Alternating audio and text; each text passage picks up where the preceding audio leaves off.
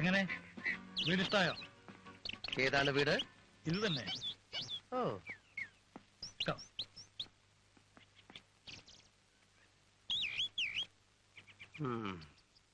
പ്രശ്നങ്ങളുണ്ടല്ലോ. പ്രശ്നങ്ങളോ? അതെ, വേണ്ടത്ര സുരക്ഷിതത്വമില്ല. എന്ന് വെച്ചാൽ കുറ്റവാളികളുടെ സ്ഥിരമായ ആക്രമണത്തെ ചെറുക്കാനുള്ള എന്ത് സംവിധാനമാണ് ഇവിടെ ഉള്ളത്? സ്ഥിരമായ ആക്രമണോ? ഞങ്ങളുടെ ജോലി എത്രമാത്രം അപകടം പിടിച്ചാണെന്ന് ഒരുപക്ഷെ സാറിന് അറിയില്ലായിരിക്കാം. എയർപോർട്ടിൽ വന്നിറങ്ങിയ ഉടനെ ഞങ്ങളുടെ നേരെ ആക്രമണം ഉണ്ടായില്ലേ? ഇനിയും അത് തുടരും. അതുകൊണ്ടാ പറയുന്നത്, ഈ വീടിന് ചുറ്റും ശക്തമായ ഒരു മതിൽ വേണം. മാത്രമല്ല, അകത്തിരുന്നാൽ പുറത്തെന്താണ് നടക്കുന്നതെന്ന് സ്ഥിരമായിട്ട് കാണാനുള്ള ഒരു ടിവിയും അതിന്റേതായിട്ടുള്ള ക്യാമറയും. ഈ വീടിന് മതിൽ കെട്ടുന്ന ഏർപ്പാടൊന്നും ഇവിടെ ഇല്ല. അപ്പോ ഈ നാട്ടിലെ സിഐഡികളൊക്കെ എങ്ങനെ കഴിയുന്നു? മിസ്റ്റർ മേനോൻ, മതില് വൈകുന്നേരത്തിന് മുമ്പ് കെട്ടി തന്നാ മതി. മിസ്റ്റർ രാംദാസ്, വളരെ കഷ്ടപ്പെട്ട് വാടകയ്ക്കെടുത്ത വീടാണിത്. മതില് കെട്ടുന്ന പരിപാടിയെ പറ്റി ചിന്തിക്കണ്ട. സിഐഡി മിസ്റ്റർ രാംദാസ്, എനിക്ക് മറ്റൊരു നല്ല ഐഡിയ തോന്നുന്നു. വേണ്ട, മിസ്റ്റർ വിജയന്റെ ഐഡിയാസ് മഹാവിഡ്ഢിത്തരങ്ങളായിരിക്കുമോ എന്ന് ഞാൻ ഭയപ്പെടുന്നു. മിസ്റ്റർ മേനോൻ, മതിലിന്റെ കാര്യം തൽക്കാലം അവിടെ നിൽക്കട്ടെ. ഒരു കാര്യം ചെയ്യൂ, നല്ല 5-6 പോലീസ് നായ്ക്കളെ ഈ വാതിലെടുത്ത് കൊണ്ടുവന്ന് കിട്ടിയിടൂ. സത്യമായിട്ടും ഇത് തന്നെ ഞാനും പറയാൻ ആലോചിച്ചിരുന്നു. ഞാനത് വിശ്വസിക്കുന്നില്ല. അക്രമികളെ പട്ടികൾ നേരിടട്ടെ. അമേരിക്കയെ പറ്റി എന്താ നിങ്ങളുടെ ധാരണ? ഈ പട്ടി ഉറക്കെ ഒന്ന് കുറച്ചാൽ അയൽവക്കത്തുള്ള ആളുകൾ ന്യൂസൻസ് എന്ന് പറഞ്ഞ് നിങ്ങളുടെ പേര് കേസ് കൊടുക്കും. അപ്പൊ പിന്നെ പട്ടിയും പോവും, ന്യൂസൻസിനുള്ള നഷ്ടപരിഹാരം വേറെ. അപ്പൊ ഞങ്ങളുടെ സുരക്ഷിതത്തിന് ഇവിടെ എന്ത് സംവിധാനമാണ് ചെയ്തിരിക്കുന്നത്? പറയൂ. അത് നിങ്ങളോട് അയച്ചോട് ചോദിക്കണം. സാറ് പറഞ്ഞതാ കറക്റ്റ്. വിജയ, ചിരിക്കും ബഹളത്തിനും സമയം തരാം. എല്ലാം ഓർമ്മയുണ്ടല്ലോ. താങ്കൾ എല്ലാവിധ സഹായങ്ങളും ചെയ്തു തരുമെന്നാണ് കമ്മീഷണർ പറഞ്ഞിരിക്കുന്നത്. ഇവിടെ വന്ന് സാർ കൈമലർത്തി കാണിച്ചാൽ ഞങ്ങൾ പിന്നെ എന്ത് ചെയ്യും? ഇവിടെ നടക്കാത്ത കാര്യങ്ങൾ നടത്താമെന്ന് ഞാൻ ആരോട് കേട്ടിട്ടില്ല. അത് കറക്റ്റ്. ഓക്കെ. വളരെ വളരെ പുരോഗമിച്ച ഒരു രാജ്യമാണല്ലോ അമേരിക്ക. ഇന്ത്യയിലെ പോലെ കുറ്റവാളികൾ ട്രെയിനിലോ ബസ്സിലോ ഓട്ടോറിക്ഷയിലോ ഒന്നും ആയിരിക്കില്ല സഞ്ചരിക്കുന്നത്. ഞങ്ങൾ ഇങ്ങനെ കുറ്റവാളികളെ ചേസ് ചെയ്തുകൊണ്ടിരിക്കുമ്പോൾ പെട്ടെന്ന് അവനൊരു ഹെലികോപ്റ്റർ കയറിപ്പോയാൽ ഞങ്ങൾ എന്ത് ചെയ്യും? ഞങ്ങൾ എന്ത് ചെയ്യും? എന്നാ എനിക്കറിയാം, മറ്റൊരു ഹെലികോപ്റ്ററിൽ ഞങ്ങൾ അവരെ ഫോളോ ചെയ്യും. ആ ഹെലികോപ്റ്റർ ആരോടിക്കും? എല്ലാവിധ സജ്ജീകരണങ്ങളും ഉള്ള ഒരു ഹെലികോപ്റ്റർ വീടിന് മുമ്പിൽ എപ്പോഴും ഉണ്ടായിരിക്കണം. അത് ഓടിക്കാൻ ഒരു പൈലറ്റും. ഓ, അങ്ങനെ. ഈ കുറ്റവാളികൾ ഹെലികോപ്റ്ററിൽ തന്നെ രക്ഷപ്പെട്ടോണമെന്നില്ലല്ലോ. അവരൊരു ബോട്ടിലാണ് പോകുന്നെങ്കിലോ? ഞാൻ ഈ ബോട്ട് കൊണ്ടു മുറ്റത്ത് കെട്ടിയിടണോ?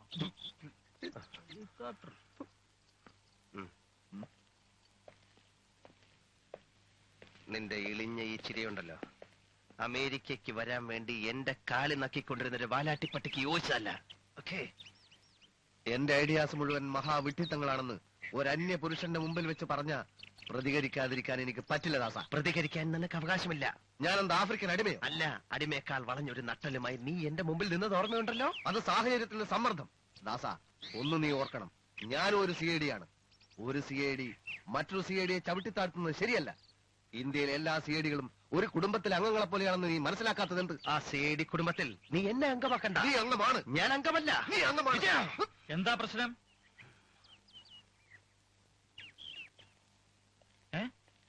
ഒന്നുമില്ല, സിഐഡികളുടെ ചില ആഭ്യന്തര കാര്യങ്ങൾ, ബുദ്ധിപരമായ ചില തർക്കങ്ങൾ.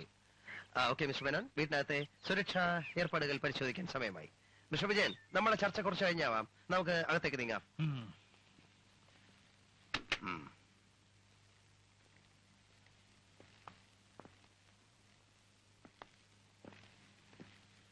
ഇന്ത്യക്കാരുടെ വീടാണ്. ഇന്ത്യക്കാരുടെ? ഞങ്ങളുടെ ചെലവിലേക്ക് നീക്കി വെച്ച 5 ലക്ഷം എപ്പോ തരും സാർ? ഈ ട്രാൻസാക്ഷന്റെ ചില പ്രശ്നങ്ങളൊക്കെ ഉണ്ട്. ഓക്കെ, ഒരു അഡ്ജസ്റ്റ്മെന്റ് ആണ്. അപ്പൊ അറിയിച്ചാ മതി. അക്കാര്യങ്ങളൊക്കെ നമ്മൾ തമ്മിൽ സംസാരിച്ചാൽ മതി. ഇന്റീരിയർ സെക്യൂരിറ്റി പറ്റി ഞാനൊന്ന് പരിശോധിക്കട്ടെ. എനിക്കും പരിശോധിക്കണം.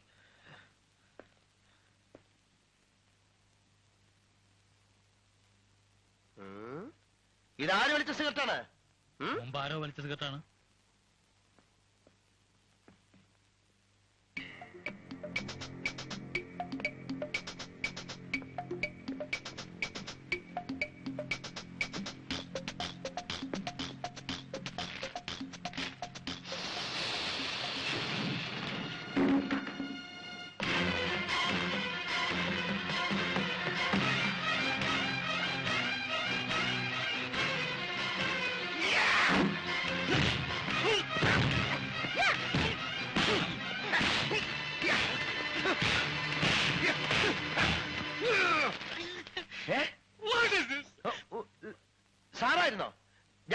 ഏതെങ്കിലും ശത്രുക്കളായിരിക്കുമെന്ന്. വെള്ളം കേട്ടോ, ഞാൻ പൈപ്പിൽ വെള്ളം ഉണ്ടോ നോക്കിയല്ലേ.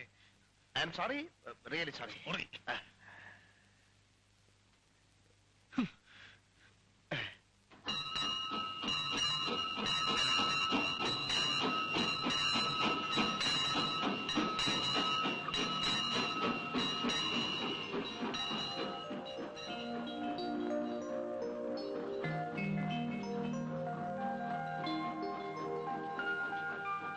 വിജയ,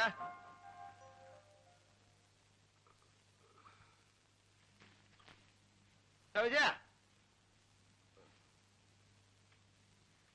കോൺസ്റ്റബിൾ വിജയ, അലവലാതി, നീ ചത്താളാ? ചത്തില്ല അലവലാതി. ഓഹോ, സാറ് വിളിക്കായിരുന്നാ? ഞാൻ വിളിച്ചിട്ട് നീ വിളിയേക്കാത്തത്? അങ്ങനെ വിളി കേട്ട് കേട്ടാ നീ എന്റെ തലേ കയറി ഇരിപ്പ് തുടങ്ങിയത്. എന്തിനാ വിളിച്ചത്? വിശേഷം വല്ലതുണ്ടോ? രാവിലെ എഴുന്നേറ്റാലുടൻ എനിക്കൊരു ബെഡ് കോഫി ആരണമെന്ന് നിനക്ക് അറിഞ്ഞുകൂടെ? അറിഞ്ഞൂടല്ലോ. ഇന്ത്യൻ ഭരണഘടനയിൽ അങ്ങനെ പറഞ്ഞിട്ടുണ്ടോ? ഇന്ത്യയിൽ നിന്ന് പുറപ്പെടുന്നതിന് മുൻപ് നമ്മൾ തമ്മിൽ ഒരു ഭരണഘടന ഉണ്ടാക്കിയിരുന്നു. അത് അപ്പോഴത്തെ എന്റെ ഗതികേട് കൊണ്ട് ഉണ്ടായിപ്പോയൊരു ഭരണഘടനയാ. നമ്മളെ രണ്ടുപേരെ ഇങ്ങോട്ട് വിടാൻ തീരുമാനിച്ചപ്പോ നീ എന്റെ കാലുവാരി, എന്റെ കാലുവാരിയെ നിന്റെ കാല് ഞാൻ പിടിച്ചു. എന്നെ ഇങ്ങോട്ട് വിടണ്ടെന്ന് നീ കമ്മീഷണറോട് പറഞ്ഞ കാര്യമൊക്കെ ഞാൻ അപ്പോഴേ അറിഞ്ഞു. ഇവിടെ എത്തിയിട്ട് പറയാമെന്ന് കരുതി ക്ഷമിച്ചിരിക്കുകയായിരുന്നു. ചായയോ കാപ്പിയോ ബിരിയാണി എന്താണ് വേണ്ടത് വെച്ചാൽ തന്നെത്താൻ ഉണ്ടാക്കി കഴിച്ചോളണം. നീ എന്നെ ചതിക്കുകയായിരുന്നു. ഞാൻ പതുങ്ങി ഇരിക്കുകയായിരുന്നു. ഞാനിവിടെ വന്നത് നിന്റെ തുക്കട കേസ് പിടിക്കാനൊന്നുമല്ല. എനിക്ക് വേറെ ജോലിയുണ്ട്. എനിക്ക് അമേരിക്ക വിശദമായിട്ടൊന്ന് കാണണം, കുറച്ചു കാലം സുഖിക്കണം. ഓഹോ, അങ്ങനെയാണെങ്കിൽ ഡിപ്പാർട്ട്മെന്റ് കംപ്ലൈന്റ് ചെയ്ത് നിന്റെ ജോലി ഞാൻ തെറിപ്പിക്കും. എനിക്ക് ഡിപ്പാർട്ട്മെന്റിലോട്ട് തിരിച്ചു വരണമെന്ന് ഒരു നിർബന്ധവുമില്ല. വല്ല നഴ്സറിയും കെട്ടി അവളുടെ ഭർത്താവായിട്ട് ഞാൻ ഇവിടെ അങ്ങ് കൂടും. അപ്പോഴോ? എടാ, ഉടുതുണിക്ക് മറുതുണിയില്ലാതെ തെണ്ടി നടന്നപ്പോ നമ്മളെ വിളിച്ച് കാക്കി കുപ്പായം തൊപ്പിയും ശമ്പളവും തന്ന ഡിപ്പാർട്ട്മെന്റിന്റെ സ്വല്പമെങ്കിലും നന്ദി പറയടാ. നന്ദി. ആ ജോലി നീ തെറിപ്പിക്കുന്നല്ലേ പറഞ്ഞത്? പിന്നെ എന്തിനാ നന്ദി? പെട്ടെന്നുണ്ടായ ദേഷ്യത്തിൽ ഞാൻ അങ്ങനെ പറഞ്ഞു എന്ന് കരുതി നീ ഡിപ്പാർട്ട്മെന്റ് തള്ളി പറയണമെന്നുണ്ടോ? എന്ത് കുന്തായാലും ശരി, കേസ് അന്വേഷണമൊന്നും ഞാനില്ല. പിന്നെ ഒരു കേസ് അന്വേഷണം വിജയ കിടന്ന് നിലവിളിക്കാതെ. നമ്മളിപ്പോ കേസ് അന്വേഷിച്ചാലും ഇല്ലെങ്കിൽ അവിടെ ആരും ഒന്നും അറിയാൻ പോകുന്നില്ല. നമ്മൾ അവിടെ ചെന്ന് പറയുന്നു ഞങ്ങൾ ഭയങ്കരമായി കേസ് അന്വേഷിച്ചു, ഒടുവിലാണ് മനസ്സിലായത് കിരീടം ഇംഗ്ലണ്ടിലേക്ക് പോയെന്ന്. ഡിപ്പാർട്ട്മെന്റ് ഉടനെ നമ്മളെ ഇംഗ്ലണ്ടിലേക്ക് അയക്കുന്നു. അവിടെ കുറച്ചു കാലം കറങ്ങുന്നു. ഇംഗ്ലണ്ടിൽ വെച്ച് നമ്മൾ പറയുന്നു കിരീടം ഫ്രാൻസിലേക്ക് പോയെന്ന്. ഡിപ്പാർട്ട്മെന്റ് ഉടനെ നമ്മളെ ഫ്രാൻസിലേക്ക് അയക്കുന്നു. പിന്നെ ഹോളണ്ട്, ജർമ്മനി, ആസ്ട്രിയ, അങ്ങനെ പല രാജ്യങ്ങളും നമ്മൾ ചുറ്റി കറങ്ങുന്നതാണ്. നീ എന്നെ ഭ്രാന്ത് പിടിപ്പിക്കരുത്. CID ഡിപ്പാർട്ട്മെന്റ് ചോരയാടായി സിരകളിലൂടെ ഒഴുകുന്നത്. ഞാൻ നിന്നെ പോലെ വിശ്വാസവഞ്ചകനല്ല. അധോ ലോക നായകൻ അനന്തൻ നമ്പ്യാരും കള്ളക്കടത്ത് വീരൻ കൊപ്പള പ്രഭാകരൻ എന്ന ഇരുമ്പഴിക്കുള്ളിലാണെങ്കിൽ ഈ പോൾ ബാർബറെ ഞാൻ കണ്ടുപിടിക്കും. എന്നിട്ടേ ഞാൻ ഉറങ്ങുള്ളൂ. എന്നാ അതുവരെ ഞാൻ ഉറങ്ങാം. Deutsche Bank has sent teams of officials to 6 East German cities to help strengthen economic ties between the two countries.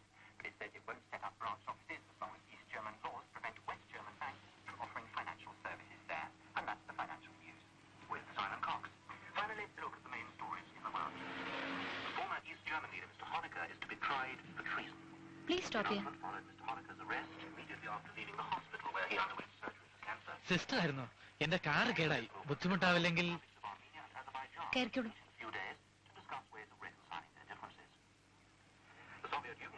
വളരെ ഉപകാരമായി സിസ്റ്ററെ.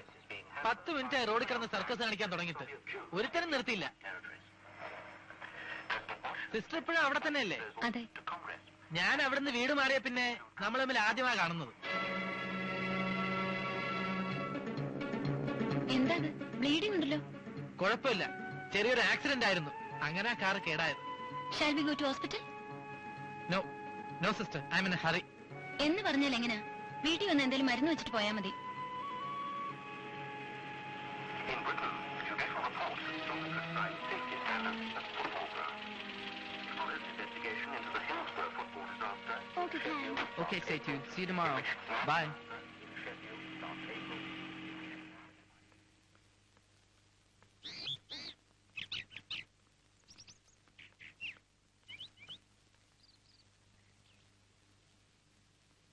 ഇരിക്കൂ. മരുന്ന് എന്താ ഉള്ളതെന്ന് നോക്കട്ടെ. പറ്റിയ ഡ്രസ് ചെയ്ത് വിട്ടേക്കാം.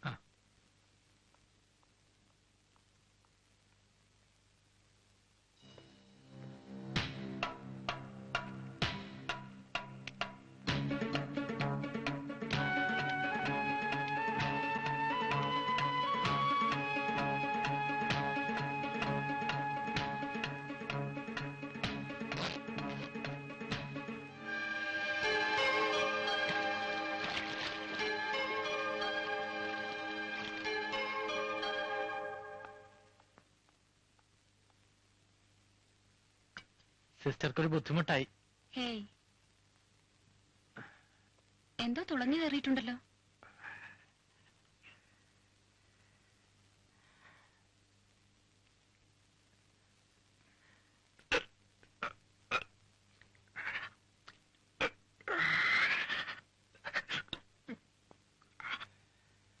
Is it a bullet injury?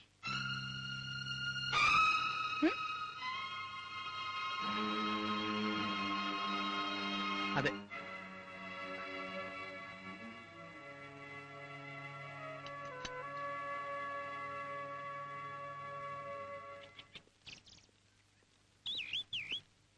വരട്ടെ sister.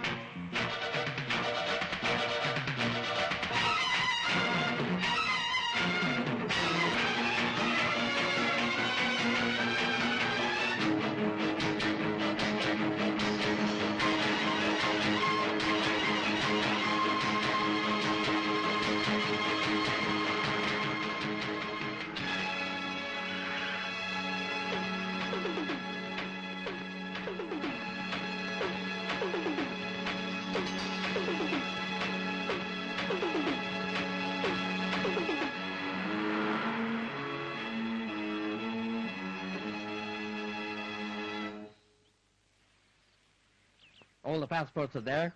Yes. You know what it is, Mother? Your passports? Yeah. This is the one I used to go to France to steal the golden armor. Yes, I know. See the name? Idris Sulaiman. Goodbye, Mr. Sulaiman. This one I used to steal an idol from Brussels. I wore an outfit of an Indian saint. Yeah, I remember. You called yourself some Swami. Nitya Yogananda Swami. Yeah. Goodbye, Swami. And finally to Paul Barber. With this, I was in India. The Indian attempt was a little hard, no? Oh, my goodness. I was so lucky to get away from the shots of the security guards. I almost got caught between the fence. Goodbye, Paul Barber. That reminds me. How's your scar?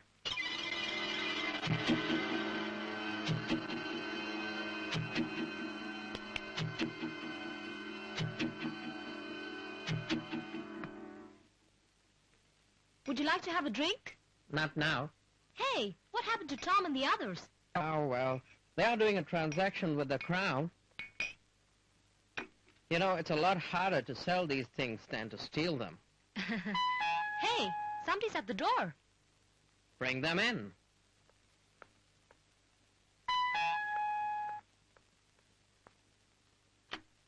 Come in. That son of a bitch Peter tried to flee with the Crown. How? I was talking business and he ran over the Crown in his car. I could not stop him because he flattened the tires. Then what happened? We got him finally, but we had to kill him. Otherwise, he would have escaped with the Crown. You guys seem to be taking it easy. Don't you realize the danger behind it? Okay, did the police see you? I don't know. Any other witnesses? I don't think so. You don't think so? You stupid idiots. I told you guys to wear masks when you're on jobs like these. Now every cop in the country is looking for you guys. Don't you worry, Mr. Wilfred. I know how to handle the police. How's the Crown? Is it damaged? I don't think so.